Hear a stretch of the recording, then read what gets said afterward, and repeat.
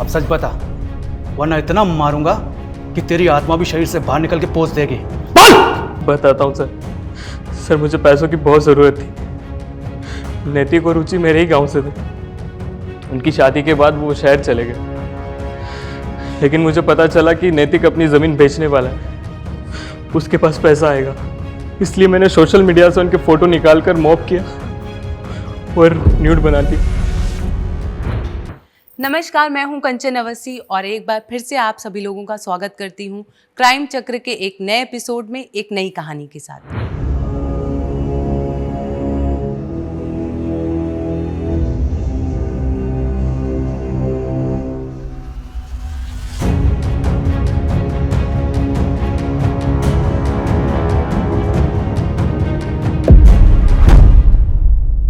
रोशन तुमने तो मुझे डरा ही दिया यार। तो मैडम गेट बंद करके रखना चाहिए ना। अच्छा, ऐसे ही कोई और आ जाता और मेरी जाने मन को ले जाता तो। अच्छा जी, तो अब डोली उठाने की जगह पे किसी और के ले जाने का वेट कर रहे हो? अब मेरे साथ ना टेस्ट मैच खेलना बंद करो। वैसे भी डिसीजन ना आपके थर्ड एम्पायर भैया है ना, उनकी वजह से पेंडिंग है। भैया से बात की तुमने? नहीं यार, भैया भाभी वैकेशन के लिए गए एक्चुअली, तो जैसे ही आएंगे मैं बात कर लूंगी। पर क्या? पर मैं दहेज की बात नहीं कर सकती उनसे। तुम्हें पता है ना मुझे पैसों की कितनी जरूरत है, और तुम्हारे भैया के पास पैसे हैं ना। तुम्हारे हिस्से की जमीन बिकेगी तो भैया के पास पैसे आ जाएंगे, और उसमें जो तुम्हारा हिस्सा रहेगा ना, मैं वो मांग रहा हूँ। वो दहेज थोड़ी होता है। पर तुम्हें पता है रोशन, हमारे यहाँ पे ना लड़कों के साइड से जो भी डिमांड किया जाता है उसको दहेज का नाम लोग देते हैं। अगर भैया नहीं माने तो? तुम मुझसे प्यार नहीं करते? बताओ, मुझसे प्यार नहीं करते? करती हो यार। तुम मनाओ ना उनको। नहीं मानेंगे तो कुछ और रास्ता निकालेंगे। लेकिन तुम्हें पता है ना मुझे पैसों की कितनी जरूरत है, और उसके लिए मैं कुछ भी कर सकता हूँ। अच्छा, मेरे लिए? तुम्हारे लिए तो मैं जान दे सकता हूँ। ओके। और तुम बोलो तो जान ले भी सकता हूँ। अच्छा जी।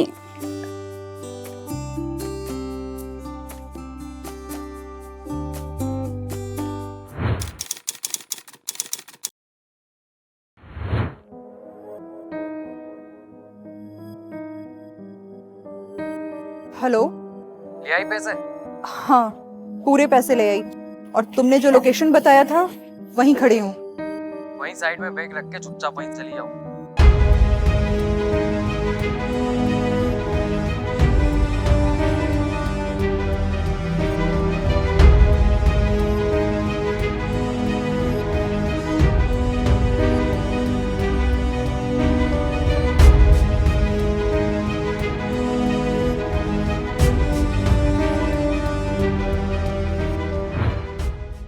नई नवेली शादी करके नैतिक और रुचि नैतिक की बहन श्वेता के साथ शहर में कुछ महीनों पहले ही शिफ्ट हुए थे।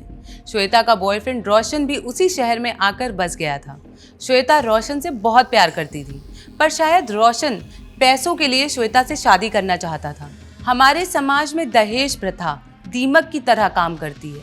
ये प्रथा लड़की वालों की जिंदगी को धीरे धीरे करके खोखला बना देती है। रोशन श्वेता के जरिए उसके परिवार से दहेज वसूलना चाहता था। श्वेता के परिवार में नैतिक और भाभी के अलावा और कोई नहीं था। श्वेता ने एक दिन हिम्मत करके अपने भैया से रिश्ते की बात की। फिर नहीं भाभी, ऐसा कुछ नहीं है। वो तो बस ऐसे ही।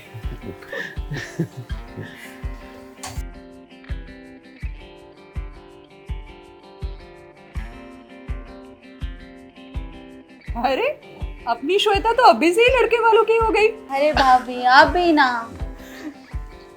चलो अच्छा है कि आप दोनों एक दूसरे को पसंद करते हैं। श्वेता ने मुझे बताया आपके बारे में। बस भैया आपका आशीर्वाद और मिल जाए ना, तो मैं और श्वेता एक नई लाइफ शुरू कर सकते हैं। भाई का आशीर्वाद तो हमेशा बहन के साथ रहता है। पर हमें आपकी ये पैसों वाली शर्त मंजूर नहीं है। हम अपनी बहन का कन्यादान तो करना चाहते हैं, ना कि उसे पैसे की मशीन बनाकर उसके ससुराल वालों को सौंपना, ताकि वो हर समय उसका सहारा लेकर हमसे पैसा मांग सकें। भैया आप ऐसा क्यों बोल रहे हो? भला हम ऐसा क्यों करेंगे? आप अभी कर रहे हैं तो बाद में नहीं करेंगे, इस बात की क्या गारंटी है? भैया रोशन ऐसा नहीं है। तुम बीच में मत बोलो, हम दोनों बात कर रहे हैं ना। देखिए रोशन, आप श्वेता से शादी करना चाहते हैं तो आप कर सकते हैं, लेकिन हम 1 रुपए नहीं देंगे। सीधा बोलिए ना भैया कि आप श्वेता के हिस्से की जायदाद हड़पना चाहते हैं। रोशन, अपनी औकात में रहकर बात करो। Get out. मैं भी यहां अपनी बेइज्जती कराने नहीं आया था। गेट आउट नाउ यार।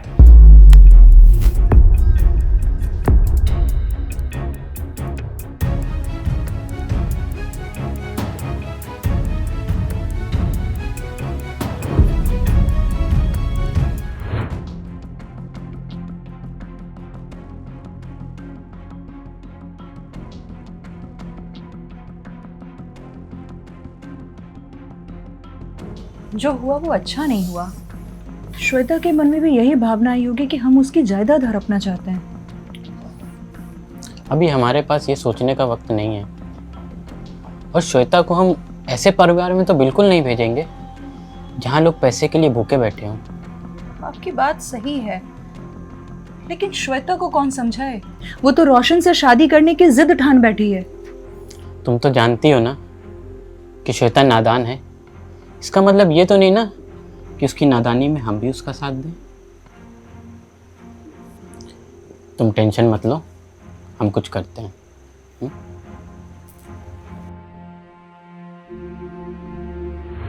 नैतिक और रुचि श्वेता के भले के लिए उसे रोशन जैसी मानसिकता रखने वाले व्यक्ति के साथ जीवन बिताने के खिलाफ थे, और उनका मानना भी सही था कि जो व्यक्ति अभी पैसों को रिश्तों से ज्यादा महत्व दे रहा है वो शादी के बाद कोई नई डिमांड नहीं करेगा, इसकी क्या गारंटी है। पर रोशन ने श्वेता के मन में उसके भैया भाभी के खिलाफ जहर भरना शुरू कर दिया था। अब ये जहर क्या रूप लेगा और क्या रोशन अपनी पैसों की जरूरत को पूरा करने के लिए किस हद तक जाएगा, ये कहना मुश्किल था।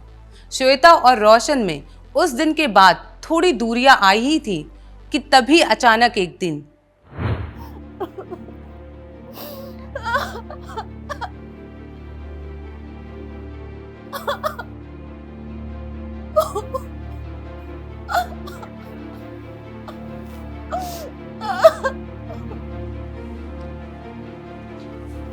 सर, हस्बैंड वाइफ है, सुसाइड केस है। कोई सुसाइड नोट मिला? नहीं सर। तो कैसे कह सकते सुसाइड है? सर वो पॉइजन की बॉटल है। इसे फॉरेंसिक के लिए भेज दो। मैडम जी, दोनों बॉडीज को पोस्टमार्टम के लिए भेज दो।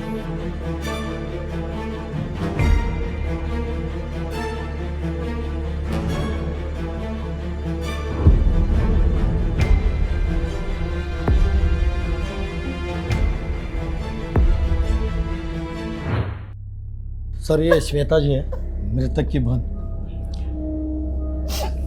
श्वेता जी, क्या आपके भैया और भाभी किसी मानसिक तनाव से गुजर रहे थे या कोई ऐसी बात जिससे वो सुसाइड कर सके? नहीं सर, वो तो बहुत खुश थे। उनकी शादी को तो केवल 4 महीने हुए थे बस। मुझे नहीं पता उन्होंने अचानक ऐसे सुसाइड क्यों किया। उनकी किसी से कोई दुश्मनी थी जो उनके खिलाफ साजिश कर सके? नहीं सर, हम लोग यहाँ पे न्यू है, हमारी फैमिली बिल्कुल यहाँ पे न्यू है, किसी को भी नहीं जानती है। बस भैया के एक दोस्त है, उससे ज्यादा भैया ने कभी कुछ शेयर नहीं किया मुझसे। आप प्लीज खुद को संभालिए, जो भी है इन्वेस्टिगेशन में पता चल ही जाएगा।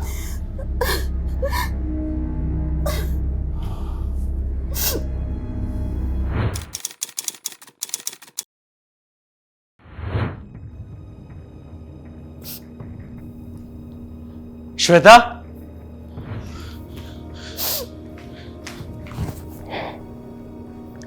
संभालो अपने आप को। कहाँ थे तुम इतने दिन? मैंने कितना फोन ट्राई किया, फोन भी नहीं लग रहा था तुम्हारा। मैं बहुत अर्जेंट काम से कहीं गया हुआ था, मुझे पता चला। लेकिन भैया और भाभी ने अचानक सुसाइड क्यों कर लिया? उन्हें तुम्हारे बारे में एक पल के लिए भी ख्याल नहीं आया कि तुम उनके बिना कैसे रहोगी? तो मुझे भी लगता है कि मैं सुसाइड कर लूं और भैया और भाभी के पास चली जाऊं। पागल हो? ऐसी बात फिर कभी मत करना। अब मैं आ गया हूं ना। अब तक तो नहीं देना, तो मुझे लगता था तुम भी मुझे छोड़कर चले गए हो।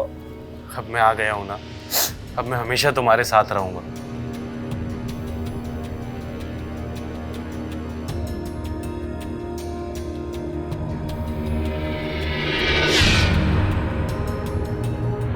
आखिर रोशन श्वेता को इस दुख की घड़ी में छोड़कर कहां चला गया था? यहाँ नैतिक और रुचि का आत्महत्या करना और दूसरी तरफ उसी वक्त रोशन का गायब रहना हमें शक के जाल बुनने पर मजबूर करता है। क्या सच में रोशन ने ही ऐसा कुछ किया होगा जिससे नैतिक और रुचि ने सुसाइड किया? क्या ये सच में सुसाइड ही था या मर्डर करके दोनों विक्टिम की मौत को सुसाइड के तौर पे दिखाया गया है? वैसे देखा जाए तो रोशन के पास हत्या करने की वजह भी थी। एक वजह कि उसे पैसों की जरूरत थी और नैतिक उसके रास्ते का कांटा बन बैठा था। नैतिक और रुचि मर जाएंगे तो सारी जायदाद श्वेता को मिलेगी और इनडायरेक्टली रोशन को। दूसरी वजह नैतिक के द्वारा रोशन की इंसल्ट करना। आइए कहानी में आगे बढ़ते हैं। सर, ये नैतिक और रिची की पीएम रिपोर्ट। क्या बात है, रिपोर्ट आने में देर हो गई? सर, ये रिपोर्ट रीचेकिंग के लिए गए थे। आपके कहने से सर ये मर्डर था, लेकिन ये सुसाइड है।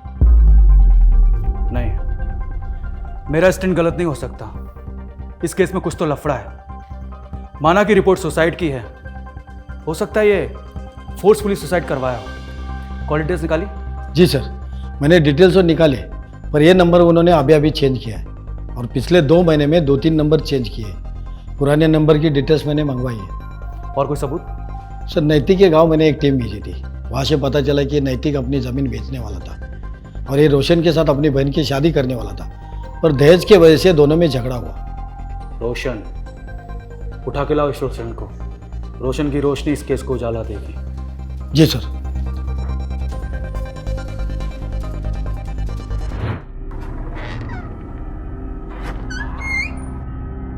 सर, ये रोशन। तो रोशन जी, अब बताइए शादी की तैयारी कैसी चल रही है? सर, मुझे यहाँ पर क्यों लाए हो आप? क्या किया है मैंने? आपने एक परिवार को दहेज के लिए इतना मजबूर किया कि उस परिवार के बड़े भाई और भाभी ने सुसाइड कर लिया। क्या झूठा इल्जाम लगा रहे हो सर आप मुझ पर? सर, तेरे ऊपर इल्जाम नहीं लगा रहे, तेरे नाम की कंप्लेंट है, वो बता रहे। लेकिन सर ऐसा कुछ नहीं है। तो कैसा है वो बता दे, तेरे हिसाब से हम काम करेंगे। हम तो सच खोज रहे हैं जो तूने छुपा के रखा है। सर, मैंने कुछ नहीं किया और यही सच है। सर, मैं सच कह रहा हूं। सर, मैं मानता हूं कि मैंने दहेज की डिमांड की थी, लेकिन वो मेरे और श्वेता के बेटर फ्यूचर के लिए की थी। सर, दहेज लेना अपराध है, जानता है ना तू? हाँ सर, मुझे लगा कि इसमें उन्हें कोई दिक्कत नहीं होगी। सवाल उनकी बहन की जिंदगी का था। सर, ये ऐसे नहीं मानेगा। जब तक ये सच ना बोले तोड़ते रहो इसे। सर, मैंने कुछ नहीं किया सर। पुलिस ने रोशन को हिरासत में लेकर उस पे दहेज मांगने और दहेज के लिए लड़की वालों के घर वालों पर दबाव बनाने का केस दर्ज किया और उसे कड़ी तरीके से पूछताछ शुरू की, पर कुछ हाथ नहीं लग रहा था। रोशन अपनी ही बात पे अड़ा हुआ था कि उसने कुछ नहीं किया है। क्या सच में ये केस सिर्फ सुसाइड का था और पुलिस इसे मर्डर समझने की गलती कर रही थी? भले ही ये मर्डर ना हो, सुसाइड हो, पर उसके पीछे भी कोई ना कोई वजह तो जरूर होगी। कोई शौक के लिए आत्महत्या तो नहीं करेगा, वो भी एक हंसता खेलता परिवार। और रोशन जैसे लोगों को तो सलाखों के पीछे ही रहना चाहिए, नहीं तो पैसों की लालच में ये शादी जैसे पवित्र रिश्ते को भी पैसों की लेन देन का धंधा बना देंगे। इसी बीच श्वेता रोशन की जमानत करवाने पुलिस स्टेशन पहुंची। श्वेता जी, आर यू श्योर आप रोशन के खिलाफ कोई केस नहीं करना चाहती? अगर आप किसी दबाव में हैं तो हमें बता सकती। नहीं सर, मुझे रोशन के खिलाफ कोई केस फाइल नहीं करनी है। आप जो भी उनके ऊपर चार्जेस लगाए हैं प्लीज़ हटा दीजिए। अब भैया भाभी तो रहे नहीं, कम से कम रोशन के साथ ही मैं बची खुशी ज़िंदगी तो जी लूँ, या आप उसके साथ भी मुझे जीने नहीं देंगे? देखिए, हम तो सिर्फ अपना काम कर रहे थे।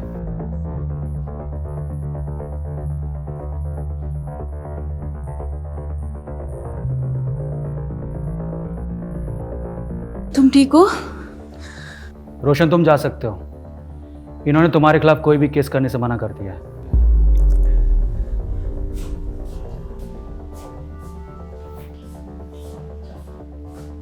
सर, मुझे लगता है श्वेता भी इनसे मिली हुई है, क्योंकि भैया और भाभी के जाने के बाद पूरी जायदाद इसकी हो जाएगी। जिस तरह से रोशन को सपोर्ट कर रही है, ये रोशन के साथ भी हो सकती है। वो नैतिक और रुचि के पहले नंबर की कॉल डिटेल्स निकाली? जी सर। नैतिका और रुचि की कॉल डिटेल्स की फाइल सर, ये रही।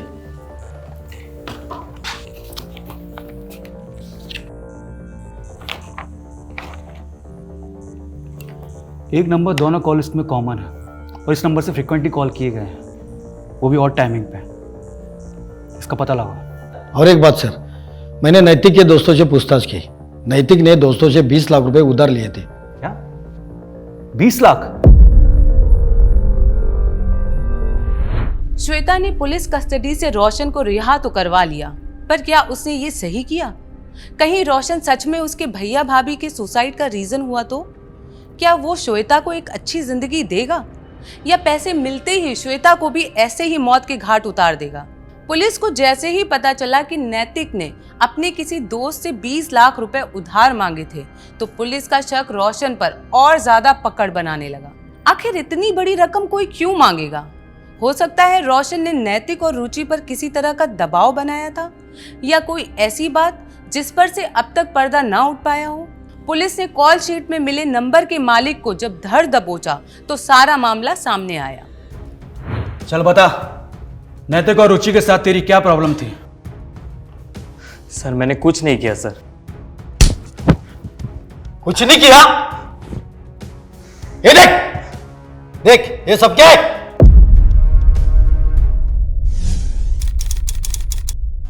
अब सच बता, वरना इतना मारूंगा कि तेरी आत्मा भी शरीर से बाहर निकल के पोंछ देगी। बताता हूँ सर। सर मुझे पैसों की बहुत ज़रूरत थी। नैतिक और रुचि मेरे ही गांव से थे। उनकी शादी के बाद वो शहर चले गए, लेकिन मुझे पता चला कि नैतिक अपनी ज़मीन बेचने वाला है, उसके पास पैसा आएगा। इसलिए मैंने सोशल मीडिया से उनके फ़ोटो निकाल कर मॉब किया और न्यूड बना दी।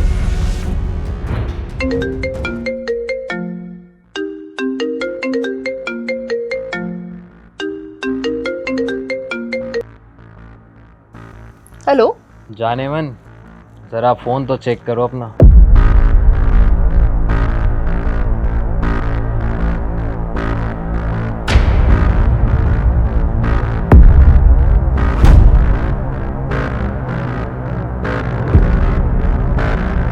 ये सब तो मेरे सोशल मीडिया के फोटोज हैं।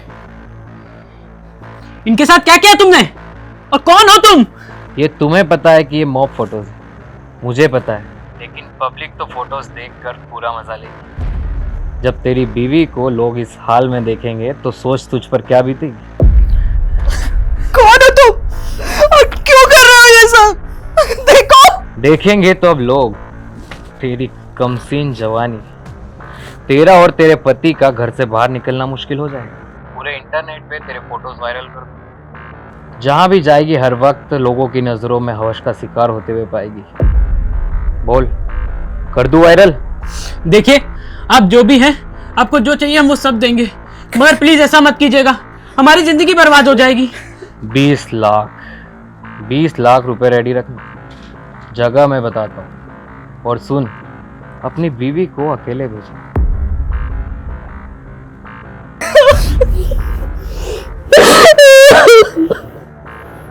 हेलो। ले आई पैसे? हाँ, पूरे पैसे ले आई, और तुमने जो लोकेशन बताया था वहीं खड़ी हूँ। वहीं साइड में बैग रख के चुपचाप वहीं से चली जाओ।